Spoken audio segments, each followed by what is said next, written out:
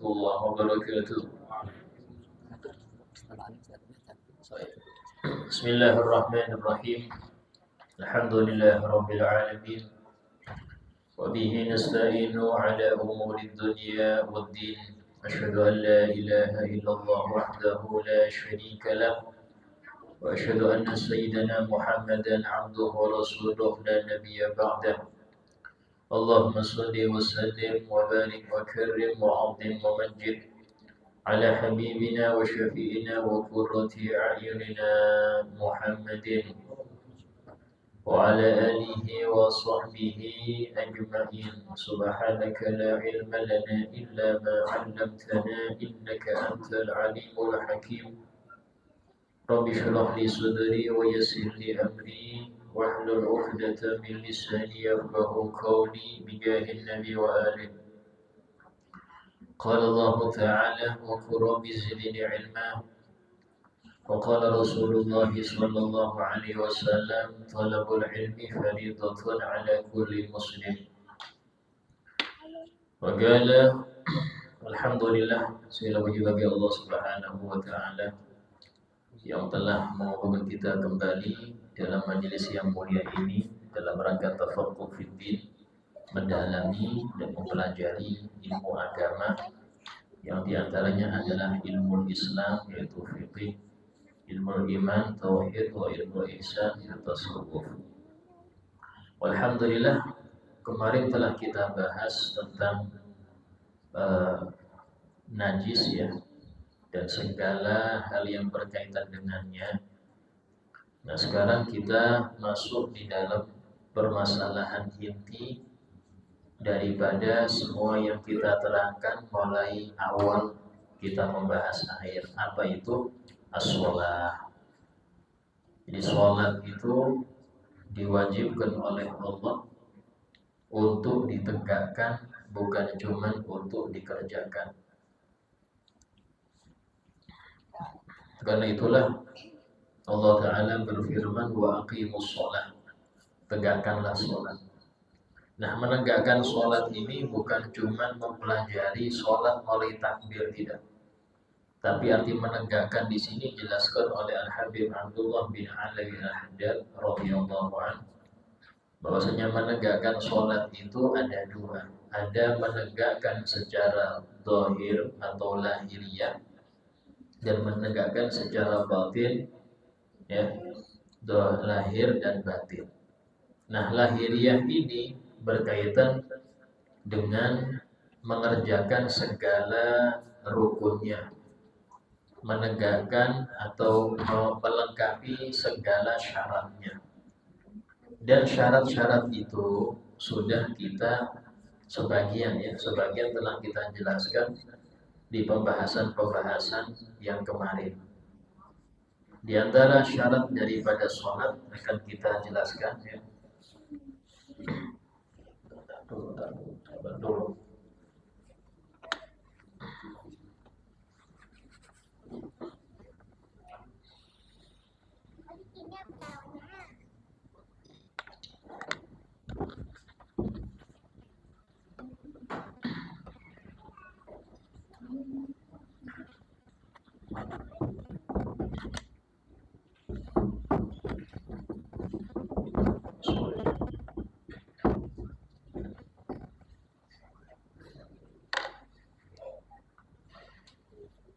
Ya, masalah sholat ya.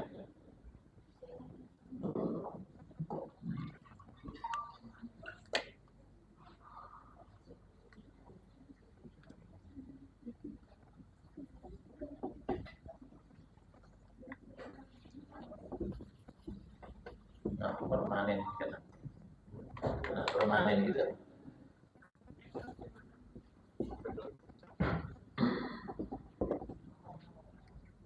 Nah, ini permanen, hati-hati. Jadi sholat itu ya dibagi menjadi beberapa pembahasan. Pertama adalah syurut.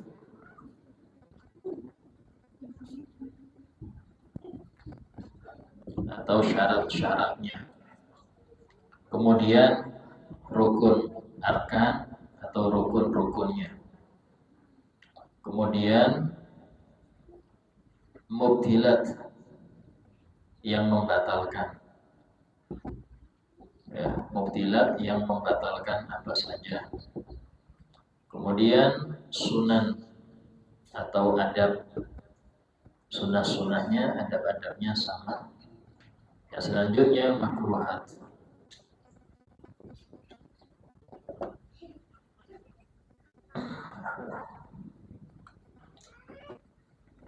Nah, kemudian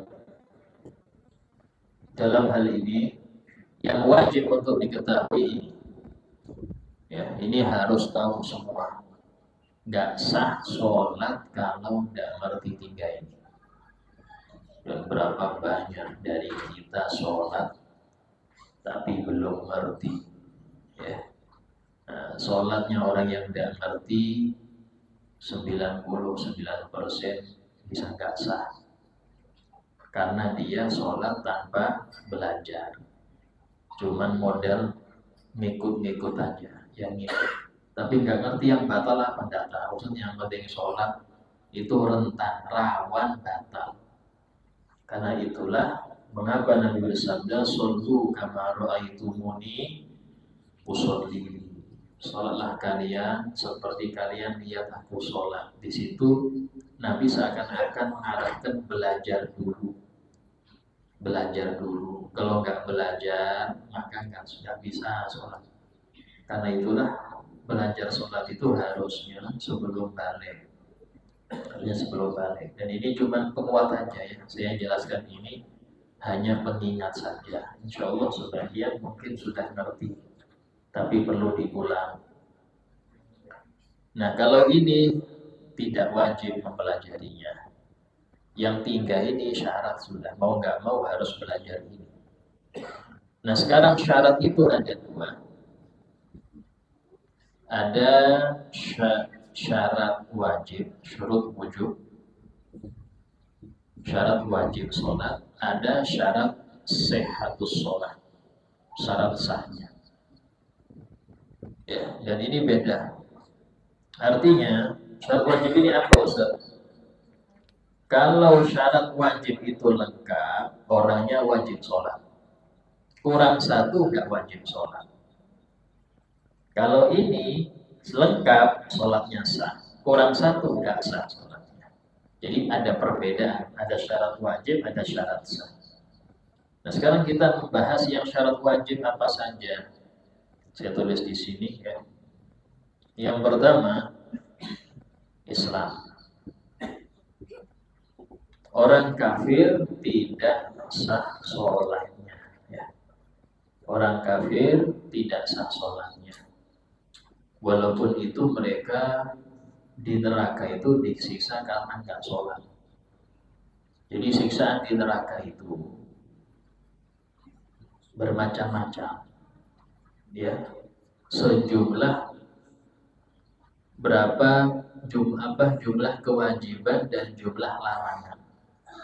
Orang nggak sholat ada siksaannya, orang nggak zakat sisanya beda, orang tidak nutup aurat ada siksaannya, macam-macam. Itu masalah kewajiban. Nanti ada siksaan karena mengerjakan yang haram, minum khamar ada siksaannya, ngomong kotor ada siksaannya, lihat haram ada siksaannya, macam-macam. Ya, kalau orang kafir itu dipastikan kekal selamanya. Tapi untuk siksaannya, seumpama ini masya Allah biksu mama, nggak pernah minum khamar, nggak pernah lihat haram, mulai balik sampai meninggal di kuil aja, maka dia nggak ada siksa khamar, dia nggak disiksa karena judi, dia nggak judi, tapi dia disiksa karena nggak sholat, nggak puasa, nggak haji, nggak zakat, dan kekal. Ya. Nah, sehingga kalau ada muslim meninggal pakai bawa iman, meninggalnya beriman, maka dia seandainya tidak Allah ampuni dosanya karena saking banyaknya, Ya, maka yang seperti ini dia di neraka nggak selamanya. Cuman dilihat apa dosa dia, nggak sholat sisanya sendiri, lihat haram sisanya sendiri, zina sendiri, judi sendiri, masing-masing sendiri. Nah, orang kafir ketika masuk neraka dia disiksa karena nggak sholat. Walaupun di sini dia nggak wajib. Kenapa nggak wajib? Karena syaratnya sholat harus Islam, sementara dia nggak Islam. Loh, mengapa kok nggak wajib dihukum ya apa sih? Nah, nggak wajib ini maksudnya percuma dia sholat karena dia nggak Islam, sementara dia manusia. Manusia itu diciptakan untuk ibadah. Jadi menjadi manusia itu beban. Kenapa? Karena kita diciptakan untuk ibadah. Wa ma khalaqtul jinna wal insa illa liya'budun. Aku nggak menciptakan jin dan manusia kecuali agar mereka ibadah. Nah, kalau ada perintah ibadah, pilihannya dua. Kalau nurut surga, nggak nurut neraka. Ya, jadi kalau dipikir-pikir nih, dipikir-pikir, mending jadi hewan. Hewan ini nggak surga, nggak neraka. Nggak surga, nggak neraka, itu hewan. Sehingga banyak orang-orang soleh itu saking takutnya tanggung jawab nanti di akhirat, mereka berandai-andai. Seandainya ya, saya jadi sapi aja, digemukkan oleh yang punya, disembelih waktunya, dimakan, selesai. Nggak ada urusan lagi di akhirat. Kayak itulah orang-orang kafir. Ketika mereka sudah tahu muaranya nanti neraka selamanya, itu lihat hewan iri. Sehingga mereka mengucapkan ucapan yang diabadikan dalam Al-Quran. Wa yaqulul kafiru ya laitani kuntu turaba. Dan orang kafir berkata, seandainya aku jadi debu seperti hewan-hewan itu enak. Hewan itu kalau sudah saling yang dulu pernah nanduk hewan ini, dia ditanduk, selesai beres, kudu turun menjadi debu, selesai. Nggak neraka, nggak surga, hewan. Nah, kita manusia dan jin dua ini pilihannya cuma dua. Kalau nggak neraka, surga, nggak ada tempat ketiga. So, saya mau netral aja, nggak ada netral. Salah sendiri jadi manusia. Kalau jadi manusia, pilihannya cuma dua. Kalau Anda ngejar surga, maka terperosok ke neraka. Karena itulah kalimat-kalimat Al-Quran untuk kita apa? Wasari'u ila maghfiratin min rabbikum.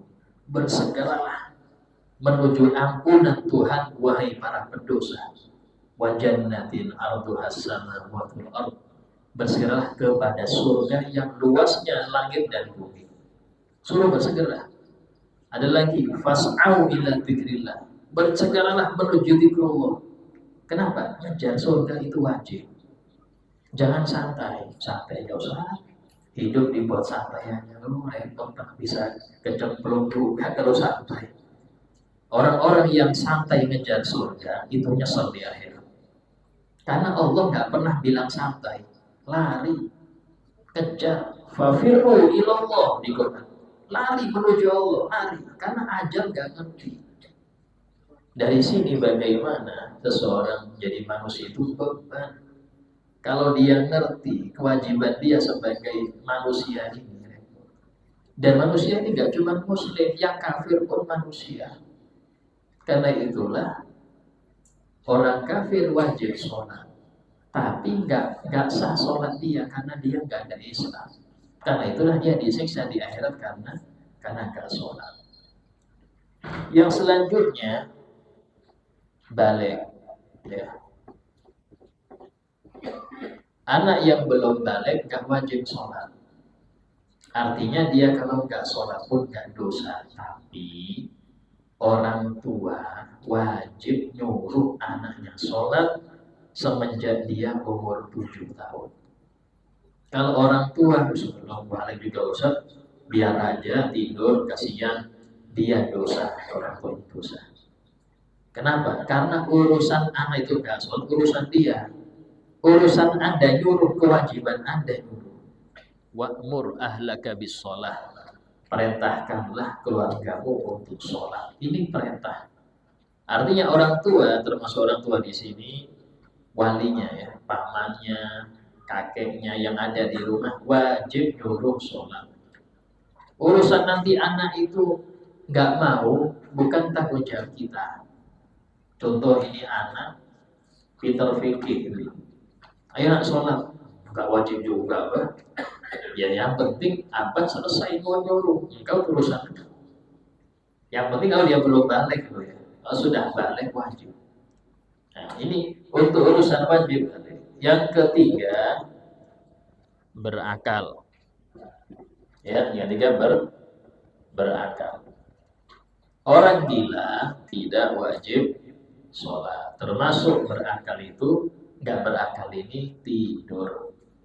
Orang yang tidur dari sebelum adzan sampai keluar waktu, nggak ada bangun di situ, maka dia tidak wajib sholat, nggak dosa sholat di waktu itu.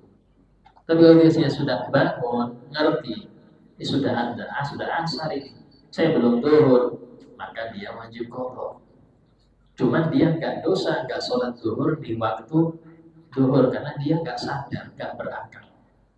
Dengan catatan tidurnya sebelum masuk waktu dan tidak bangun-bangun di waktu zuhur, bangunnya pas asar.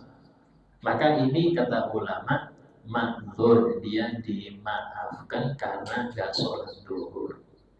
Artinya nggak dosa. Tapi kalau sudah bangun ya diqadha. Qadha ini perintahnya dari hadis lain. Dari dalil lain yaitu Nabi bersabda, man nasiya sholata, barang siapa yang lupa akan sholat fardu, falyusolliha, maka harus dia kerjakan sholat itu idza dzakaraha, kalau dia ingat. Termasuk berarti apa? Yang ketiduran, termasuk apalagi yang sengaja. Saya sengaja gak sholat Ustaz. Loh, yang lupa aja wajib, apa yang sengaja, Pak? Yang lupa aja wajib qadha, apalagi yang sengaja gak sholat. Nah ini penting karena sebagian orang ya dia tobat dari gak sholat menjadi sholat terus tapi gak qadha. Ini salah. Silahkan Anda kerjakan 5 waktu dan qadha yang ketinggalan mulai balik. Mulai balik dulu berapa lama gak sholat qadha itu. Itu tobatnya orang yang meninggalkan wajib. Kalau tobatnya orang yang mengerjakan haram, cukup selesai, berhenti, beres. Tapi kalau tobatnya orang meninggalkan wajib, ya qadha. Gak cukup hanya nyesel, harus mengqadha. Puasa ya qadha puasa. Saya nggak pernah zakat 10 tahun ini, padahal dia wajib zakat, ya diqadha. 10 tahun itu zakati. Ya, ini penting, hadisnya ada. Ya, hadisnya ada. Terus kemudian yang keempat, ya,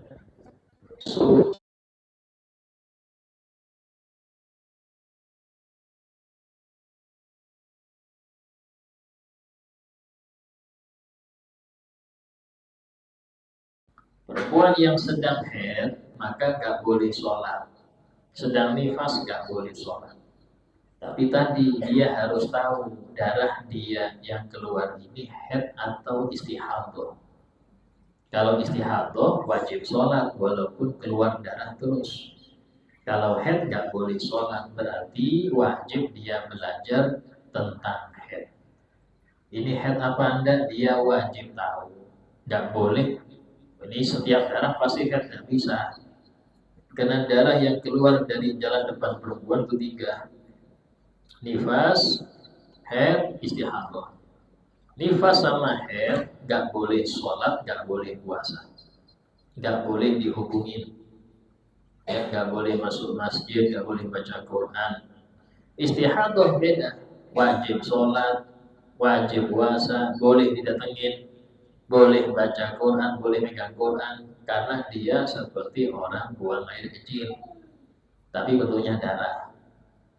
Terus apa cara bedakannya? Ada ilmunya, ilmu haid. Ya, wajib dipelajari oleh para perempuan. Wajib. Bahkan seorang suami atau seorang ayah hendaknya belajar juga untuk mengajari istrinya dan putrinya. Itu harus, ya. Kemudian yang kelima adalah selamatnya atau sehatnya panca indera. Sehatnya panca inderanya, bukan panca ya, panca itu 5. Ini maksudnya bukan 5, tapi cukup 2 ya. Penglihatan atau pendengaran. Penglihatan atau pendengaran. Artinya apa? Kalau orang itu, naudzubillah ya, lahir dalam keadaan buta dan tuli. Lahirnya buta dan tuli. Bukan buta saja atau tidak, buta dan tuli. Maka sampai besar seorang nggak sembuh-sembuh. Orang ini sampai dewasa nggak wajib sholat. Nggak wajib sholat. Loh, enak betul Ustaz. Oh, enak betul, siapa yang mau? Yuk. Nggak ada yang mau. Enak betul. Orang yang buta dan tuli nggak wajib sholat. Bahkan nggak wajib syahadat. Nggak wajib beriman. Terus siapa? Pasti surga. Kenapa? Iya, karena masuknya ilmu itu dari 2 pintu ini. Pintu penglihatan, pintu pendengaran. Orang bisa ngerti ilmu karena 2 hal ini, atau salah satunya. Nah, kalau dua-duanya nggak ada, lewat mana saya akan ngasih tahu? Ayo, dari mana saya akan ngasih tahu kalau Islam itu agama Nabi Muhammad? Nabi Muhammad ini dari mana ngasih tahunya? Sementara 2 ini adalah pintu ilmu. Tapi kalau salah satu ada, dia buta dari bayi, tapi bisa dengar, wajib sholat.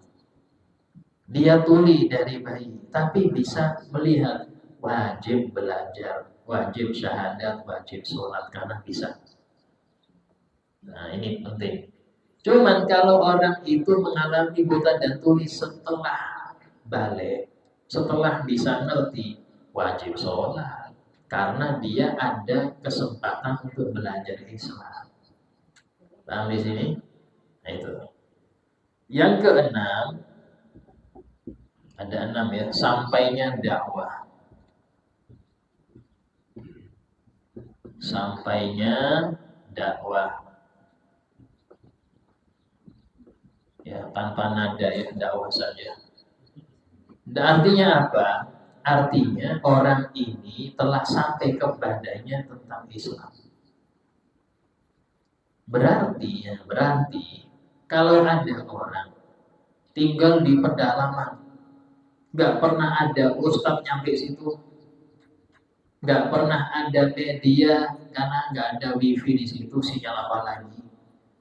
HP pun nggak ada yang punya, yang jualan koran juga nggak ada, sehingga mereka nggak ngerti Islam. Mulai bayi sampai meninggal nggak ngerti Islam itu apa. Nabi Muhammad siapa nggak ngerti. Ya, ini nggak ada wajib sholat.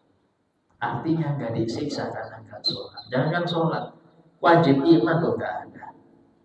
Loh, enak betul Ustaz. Ya seperti itu hukum. Allah Maha Adil. Bagaimana Allah akan menghukum orang yang mulai bayi sampai meninggal nggak ngerti Islam? Karena memang yang nyampaikan siapa? Ada Ustaz yang nyampe ke situ? Nggak ada. Contoh, mungkin kita pernah dengar nih, orang-orang kanibal di hutan Amazon.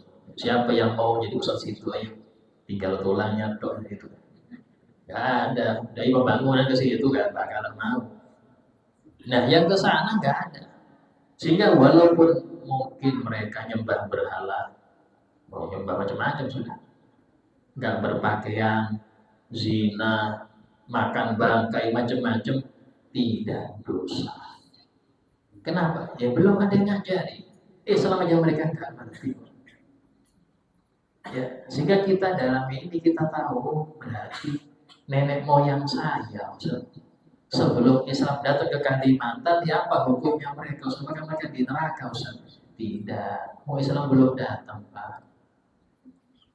Selama belum ada dakwah ke suatu negeri itu, Islam belum nyampe ke situ, maka penduduknya aman. Dalilnya mana, Ustaz? Ada di Al-Quran. Allah berfirman, wa ma kunna mu'adzibina hatta nab'atsa rasulah. Dan kami gak akan menyiksa sampai kami utus seorang rasul. Termasuk rasul para pewarisnya. Siapa? Para ulama. Dari sini kita tahu orang-orang yang hidup di masa gak ada nabi itu dipastikan selamat dari neraka. Orang yang hidup di masa gak ada nabi. Saya kasih contoh. Nabi Isa itu nabi terakhir sebelum Nabi Muhammad. Kapan lahirnya? Ada yang tahu lahirnya Nabi Isa? 1 Masehi. Masehi itu diambil dari kata Al-Masih. Artinya apa? Tahun Masehi diawali dengan lahirnya Nabi Isa Al-Masih. Karena itulah Masehi. Dari kata Al-Masih. Jadi Nabi Isa mulai sampai sekarang ulang tahun ke 2027. Ya, Nabi Isa itu lahirnya 2027 tahun yang lalu. Nabi Isa. Karena kelahiran Nabi Isa pertanda tahun Masehi dimulai. Ya. Sementara Nabi kita Muhammad SAW itu kalau dilihat dari sejarah, kesepakatan para ahli tarikh, ahli sejarah, itu tahun 571 Masehi. Hampir 6 abad setelah lahirnya Nabi Isa, baru lahir Nabi Muhammad. Itu pun gak langsung jadi Nabi. 40 tahun kemudian. 571 tambah 40, 630 berapa? 31 ya. 614 ya. 613, nah, seperti itu. Ya, itu istilahnya berarti ada sekitar 6 abad. Nah, kalau kita perhatikan di sini dipastikan kakek Nabi, siapa namanya? Abdul Muthalib, ayah Nabi Abdullah, ibu Nabi Siti Aminah, semua ini selamat dari siksa. Kenapa? Karena Nabi belum lahir, ayahnya wafat. Dari mana tahu Islam? Tahu Islam dari mana? Gak mungkin karena disiksa gara-gara belum ada Rasul. Gak ada siksa. Ibunya Nabi meninggal, Nabi masih umur 6 tahun. Kakeknya Nabi meninggal, Nabi masih umur 8 tahun. Belum jadi Rasul. Dari sini dipastikan kakek moyang Nabi itu selamat dari siksa. Kenapa? Bahkan semua yang di sana, semua yang hidup di masa itu, sebelum ada utusan, belum ada syariat, dipastikan selamat dari neraka. Karena ayat tadi, wa ma kunna mu'adzibina hatta nab'atsa rasulah. Ya, itu rumus sudah, rumus. Karena itulah hati-hati, jangan sesekali ngikutin orang-orang yang berpendapat orang tua Nabi di neraka. Hati-hati. So ada hadisnya, Ustaz. Hadis itu nggak bisa ngalahkan ayat. Kita harus tahu ada kalanya hadis itu kontradiksi. Ya, hadis nggak kontradiksi. Tapi kalau sudah hadis lawan ayat, hadis harus ngalah. Ayat paling kuatnya dalil, nggak bisa dikatakan oleh hadis. Ada yang bilang ada hadisnya, jangan cuma hadis, ini saya punya ayat ini. Ayat mau melawan hadis nggak bisa. Hadis ini nomor 1. Karena itulah jangan sampai meyakini orang tua Nabi di neraka. Repot sampai nanti di akhirat. Bisa nggak disapa oleh Nabi sampai mengkafirkan orang tua Nabi, hati-hati ya. Ya, sehingga dalam hal ini Sampainya dakwah itu harus. Ketika orang belum sampai dakwah, gak wajib beriman. Gak wajib beriman, gak wajib syahadat, gak wajib sholat, gak wajib puasa, gak wajib semuanya. Karena dia tidak ngerti Islam, kayak apa kita wajib sholat. Jadi kalau sudah 6 ini lengkap pada seseorang, wajib dia sholat. Kurang satu gak wajib sholat. Ya, kurang satu gak wajib sholat. Ini harus lengkap. Ya, dan semua kita, insya Allah 6 ini lengkap. Mungkin kalau perempuan nomor 4 kadang-kadang sebulan sekali ini ada. Sehingga ada kalanya perempuan itu gak wajib sholat. Kalau nomor 4 ada. Sementara yang lain ini sudah kena semua kita. Ya, wajib sholat. Ini untuk syarat wujud. Nah, sekarang untuk syarat sah. Ya. Nah, syarat sah ini ada beberapa. Saya hapus ya. Sudah ditulis ya. Insyaallah nulis semua. Tidak tahu nulis di mana Allah alam. Ya, intinya yang penting masuk memori lah. Tergantung berapa giga memorinya. Ya, langsung bilang error. Jangan error. Ya. Nah. Ya, untuk syarat apa dari syarat sah itu yang nomor 1 untuk Islam.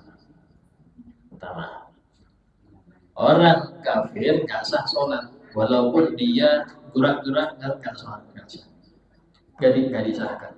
Harus dia Islam dulu. Yang kedua, tamyiz. Ini tamyiz beda dengan balik. Kalau balik syarat wajib. Kalau tamyiz sah. Anak yang sudah bisa makan, minum, cebok sendiri, sah sholatnya. Walaupun belum wajib. Nah, jadi anak kelas 1, kelas 2 itu sudah sah sholatnya. Wajib, gak wajib, tapi sah. Artinya pahala ada. Untuk siapa Ustaz? Orang tuanya. Beruntung orang tua yang ngajari anaknya sholat benar semenjak dini. Beruntung. Ya, karena pahalanya untuk dia. Habis. Yang ketiga, berakal. Ya. Orang gila sholat gak diterima, gak sah. Maksudnya apa? Orang tidur sholat sambil tidur, hukumnya ya batal, kan termasuk membatalkan. Terus keempat, suci dari hadas, ya, suci dari hadas. Nah, ini yang kita bahas dari awal tuh. Artinya apa? Dia harus suci dari hadas kecil dan besar. Wudu ngerti, mandi wajib ngerti. Wudu perlu air, maka kita bahas di awal itu air. Sebab orang kalau tidak ngerti air, nggak sah wudunya. Dia harus tahu air ini bisa pakai wudu apa enggak. Karena itulah mengapa saya awal-awal membahas air dulu sebelum bahas sholat. Karena dari awal harus kita ini. Kalau saya langsung ngajarin sholat, mungkin sampai bingung. Tapi saya dari awal. Sholat air dulu, air baru wudu, baru mandi wajib, tayamum, baru masalah najis. Agar ke inti namanya sholat itu persiapannya. Ya. Nah, baru kemudian yang kelima, suci dari najis. Ya. Dan najis. Nah, ini najis kemarin telah kita bahas. Apa yang dari suci? 3. Badan, pakaian, tempat. Badan itu semua ya. Badan yang dohir saja. Kalau yang batin itu tempat najis. Darah itu di bagian batin kita banyak darah. Kotoran di sini. Ya, ada air seni macam-macam. Dalam itu banyak najis. Tapi itu tidak masalah. Selama najis itu masih di dalam, nggak apa-apa. Tapi kalau sudah keluar, apa-apa. Orang sholat belum istinja, nggak sah. Orang sholat mimisan bisa batal sholatnya. Ya, orang sholat keluar buang air kecil batal karena najisnya keluar. Coba masih di dalam aman. Najis selama di dalam aman. Kalau sudah keluar batal karena dia di bagian zahir. Itu badan. Yang kedua, pakaian. Pakaian itu wajib suci luar dalam. Baju luar, baju dalam harus suci dari najis. Bahkan bukan cuma bagian luar, yang nempel kayak contoh sorban atau lidah yang selendang taruh sini itu harus suci. Yang ketiga tempat. Tempat ini apa Ustaz? Apakah satu musola harus suci? Karena saya ingin soal ini. Nah, tempat itu yang disentuh oleh badan atau pakaian Anda ketika sholat. Itu namanya tempat sholat. Tempat sholat ini tempat yang disentuh oleh badan atau pakaian Anda waktu sholat. Kalau tidak tersentuh badan atau pakaian, walaupun dekat, itu nggak apa-apa, walaupun ada najis. Contoh orang sholat, pas depannya ada kotoran cicak. Mau pindah, ada makmum sini kiri kanan. Mundur, ada orang lagi. Ya sudah, Anda tetap sholat, walaupun ada najis di situ. Asal jangan tersentuh. Jangan kena badan, jangan kena pakaian. Ya, hukumnya makruh kalau tidak kalau bukan dari awal. Kalau dari awal sudah ngerti ada najis Anda di sini, ya makruh walaupun nggak kena. Tapi kalau Anda nggak sengaja tengah-tengah sholat tahu-tahu ada najis jatuh, mau pindah nggak bisa. Beda kalau bisa pindah ya, contoh sholat sunnah. Anda kalau ada najis ya tinggal geser. Nah, kalau ada ini maju atau mundur terserah, selama sendirian. Tapi kalau berjamaah nggak bisa Anda maju mundur. Mau nggak mau ya di situ. Tapi usahakan jangan mengenai badan atau pakaian Anda. Bisa batal sholat. Kecuali najis yang nggak bisa untuk dihindari. Contoh sayap laron ketika musim laron. Sudah disapu kena angin, mau nempel lagi ke sini, nempel lagi tempat sujud, tidak apa-apa, karena nggak bisa dihindari. Mimma ya'umu bihil balwa, kalau bahasa fikih itu mimma ya'umu bihil balwa, najis yang sudah menyeluruh, nggak bisa lagi ini dihindari, nggak apa-apa. Selama bisa dihindari, wajib dihindari. Ya, nah, sama kayak orang mau sholat jenazah tapi di kuburan, boleh nggak sholat jenazah di kuburan? Boleh, kalau nggak sempet nyolatin di masjid. Sholat goib aja Ustaz. Goib itu bagi yang di luar kota. Sampean lagi di Banjar, yang meninggal di Grogol, silakan sholat goib di sana. Karena Anda bukan di kota mayit. Ketika Anda di kota mayit nggak boleh gaib, harus hadir. Tapi terlambat Ustaz, saya di kantor waktu dia disolati. Sholat datang ke kuburnya sholat. Ini pertanyaan oleh Nabi. Sebutkan, ada seorang perempuan yang biasanya nyapu Masjid Nabawi. Ya jelas ini pasir semua ya. Artinya nyapu itu mengambil daun-daun, dibereskan daun-daunnya. Nah suatu kali meninggal ini perempuan. Dan sahabat mengira ini orang biasa. Gak perlu dikasih kabar ke Nabi, gak perlu. Maka setelah berapa hari Nabi tanya, mana fulanah, nenek-nenek yang nyapi di mana? Meninggal ya Rasul. Loh, kenapa Anda kasih tahu saya? Mana kuburnya? Tunjukkan kuburnya. Beliau sholat di kubur perempuan tadi, nyolat jenazah. Dan itu sudah ada hadisnya. Ya. Nah, di sini kalau sholat jenazah, Ustaz, saya ini khawatir najis ini tempatnya, atau saudara saya khawatir kena kotoran, maka jangan dipakai. Jangan dipakai, lepas sandal Anda, injek. Kalau Anda pakai, dia pakaian, berarti harus suci luar dalam. Tapi kalau Anda lepas, Anda injek, dia tempat. Yang suci harus bagian atas saja, bawah najis gak apa-apa, karena tempat. Kayak karpet ini. Walaupun Anda tahu di balik karpet ini banyak najis, gak apa-apa. Karena tempat itu yang nempel, yang tersentuh, bukan yang di baliknya. Itulah mengapa perlu sajadah itu kalau di tempat yang rawan najis. Ya kalau di masjid ngapain sajadah lagi, gitu bersih ini. Perlu sajadah. Ya cuman orang kadang sudah beli nagosa, sudah beli mobatil dipakai ya terserah.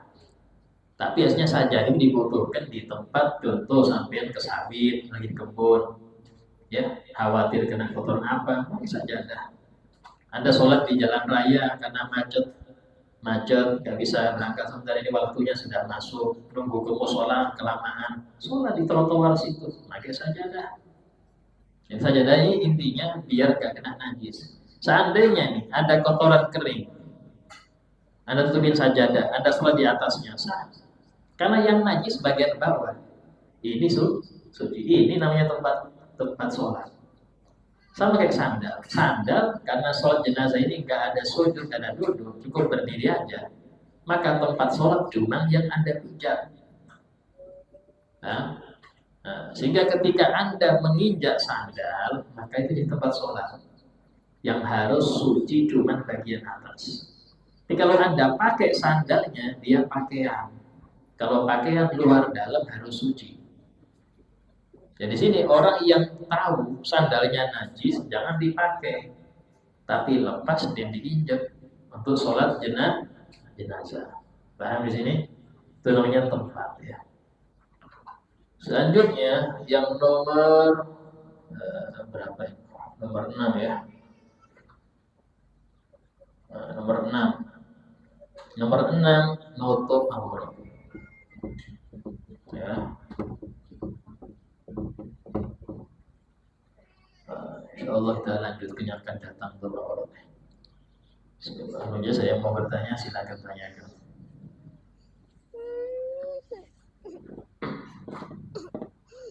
Saya mau bertanya, silakan.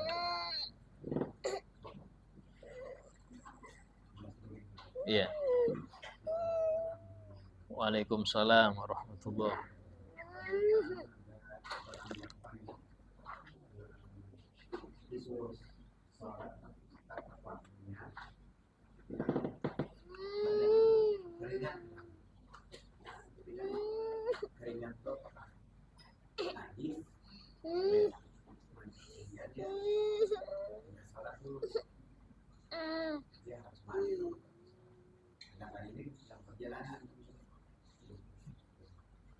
Iya.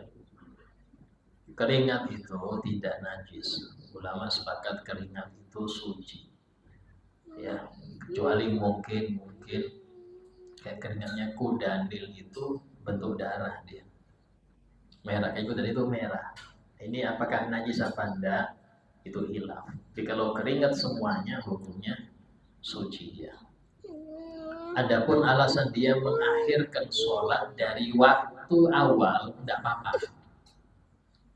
Ya, tidak apa-apa. Tapi kalau mengakhirkan sholat dari waktunya, karena alasan keringat, dia nggak sholat di waktu zuhur, tapi nanti nunggu pulang, waktu asar baru pulang dia. Haram.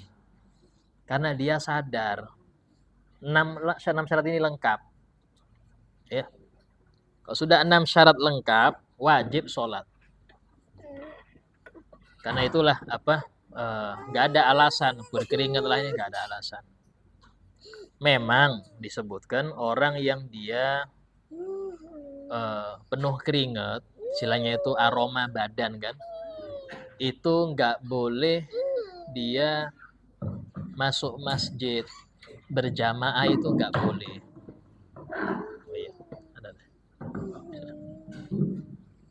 Itu untuk berjamaah nggak boleh. Dia harus bersih-bersih dulu. Kenapa? Karena mengganggu sekitar haram. Disebutkan dalam suatu hadis Nabi bersabda, "Man akala sauman aw baswana." Barang siapa yang makan bawang merah mentah atau putih mentah, maka fala yaqrubanna masajidana. Jangan masuk deketin masjid kami. Kata ulama, apa alasannya? Aroma mulut. Bau mulut ganggu orang sekitar. Ya. Bau mulut dia mengganggu orang sekitar. Dari sini kata ulama, seandainya nggak ganggu makruh. nggak ganggu makruh. Tapi kalau terganggu orang terganggu dengan aroma mulutnya, haram. Dikiaskan apa? Orang yang habis merokok. Rokok itu bukan cuma di mulutnya, baju-bajunya bau rokok. Terus dia sholat, kiri kanannya terganggu dengan aroma itu, haram. Nggak boleh. Pakai minyak harum, semprot. Ya, agar tidak harum. Kata ulama, bukan cuma aroma, semua yang mengganggu sekitar itu nggak boleh. Sekitar di sini ketika berjamaah, ya. Nah, contoh baju dipakai tidur, baju habis nguli dipakai sholat. Ya kiri kanan terganggu. Mungkin dia sudah terbiasa, kiri kanan terganggu, haram. Ya, karena itulah harus beda. Baju sholat jangan sama dengan baju tidur. Ya. Terus aja nih kaos itu kaos untuk sholat atau pengajian atau keluar saya beda. Kalau kaos untuk olahraga, kaos tidur itu lain lagi. Gak sama. Jangan habis keringetan dipakai baju aromanya. Kecuali Anda nyemprot banyak. Ya. Jadi termasuk sunnah untuk tampil demikian sunnah. Ini kalau nggak ganggu ya. Kalau ganggu wajib untuk dia tampil wangi. Ya. Termasuk daripada ini suara. Nah gini suara ini maksudnya apa? Orang kalau dia menjadi makmum, kemudian suaranya itu keras kayak di atas sir, itu hukumnya haram kalau mengganggu sekitar. Padahal dia makmum nih. Dia makmum, tapi suaranya lebih dari sir. Itu dosa kalau mengganggu. Kalau mengganggu ya. Kalau yang sampingnya ini apa sih? Imamnya kok dua gini ya apa mungkin? Itu haram, bukan makruh. Jadi ini sering kita perhatikan ada orang-orang yang dia kalau membaca itu demikian ya. Kalau membaca itu dia lebih daripada suara sir itu makruh. Kalau nggak ganggu, makruh. Kalau mengganggu haram. Semua yang mengganggu orang sholat itu haram. Termasuk aroma tadi, suara atau gambar-gambar. Sebagian saya perhatikan sebagian tempat itu ada TV di depan.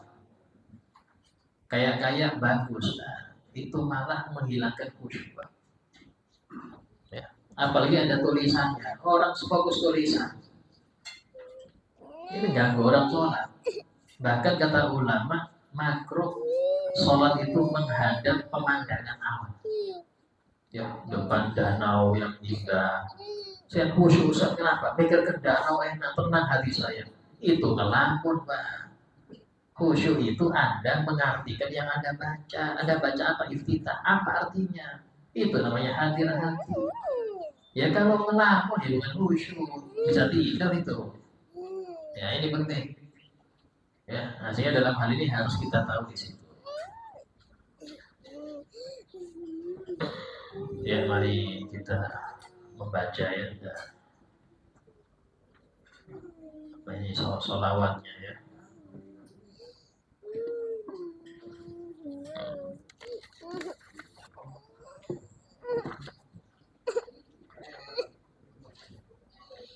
Bismillahirrahmanirrahim. Allahumma salli ala sayyidina wa maulana Muhammadin khairil bariyah.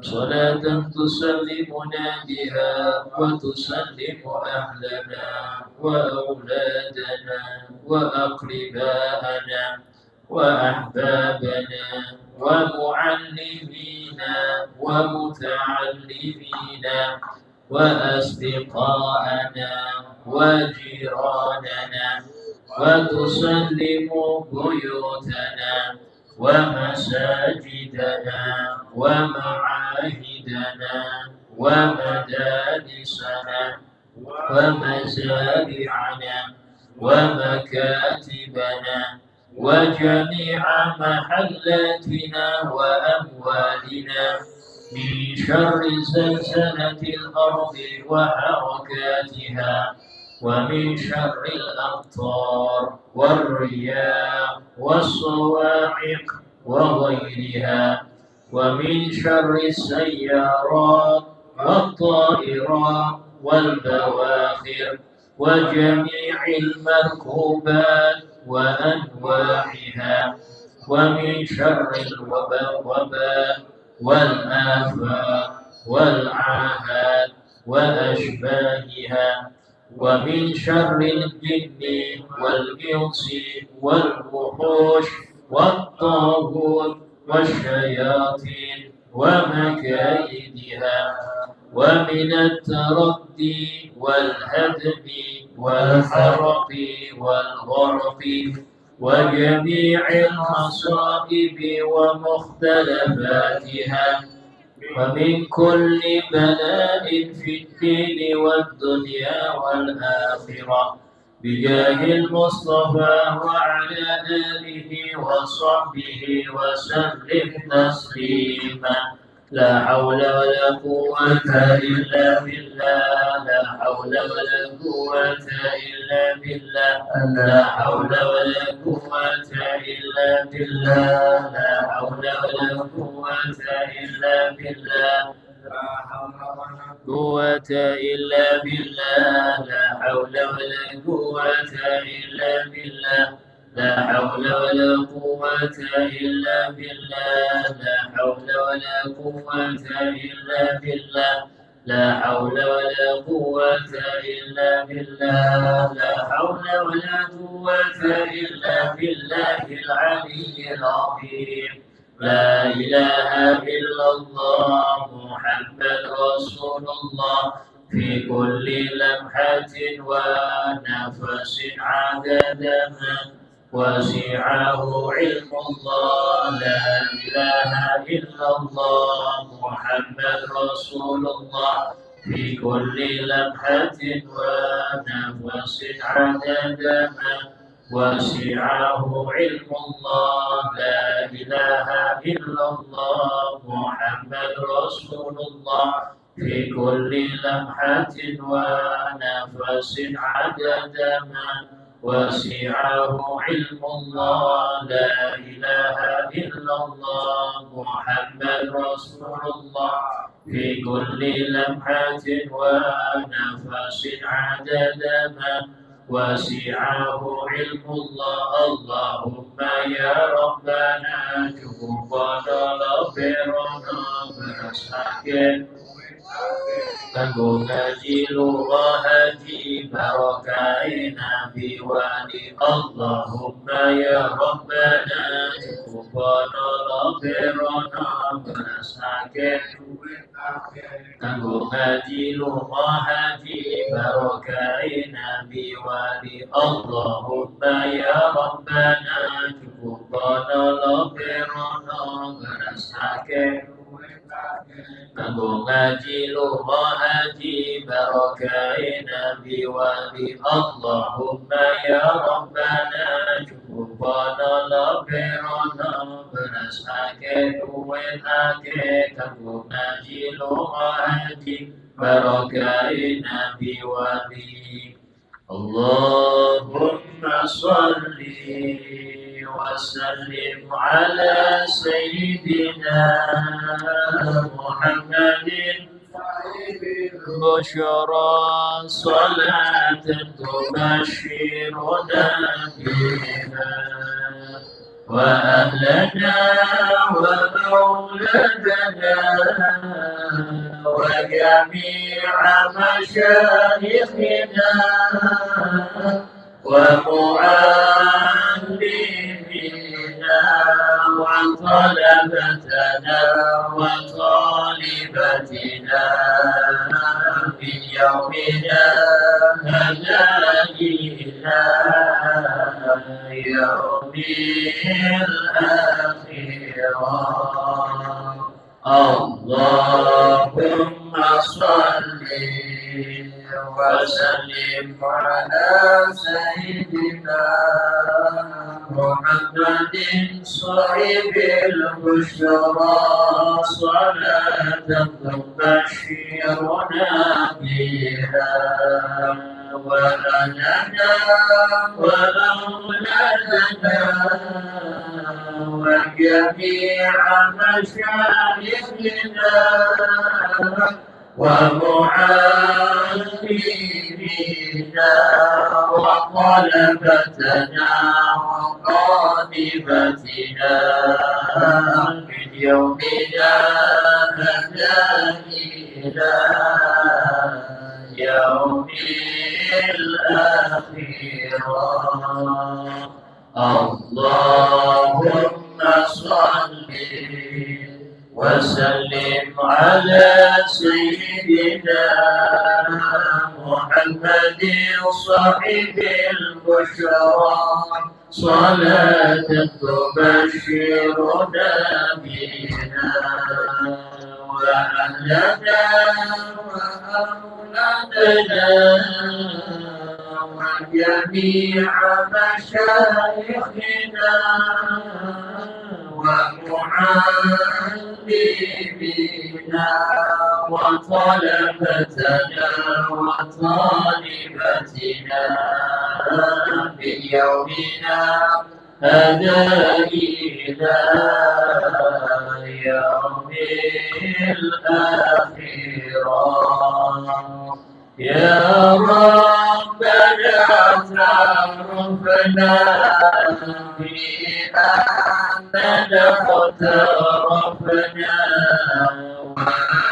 وأننا أسرفنا على الأضواء أشرفنا فتوب علينا توبة تغسل لكل حوبة واسترنا من عوراتي وآمن الروعات واغفر لوالدينا ربي ومولودينا والآل والإخوان وسائر الخلان وكل ذي محبة أو جيرة أو صحبة والمسلمين أجمعين ربي فاسمع فضلا وجودا منا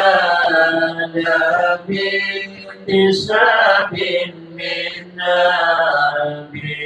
بالمصطفى رسولين أعظم بكل صالح بالمصطفى رسولين أعظم بكل صالح بالمصطفى رسولين أعظم بكل صالح صلى وسلم ربي عليه عبد الحق وآله وصحبه عدد طشي صحبه والحمد لله في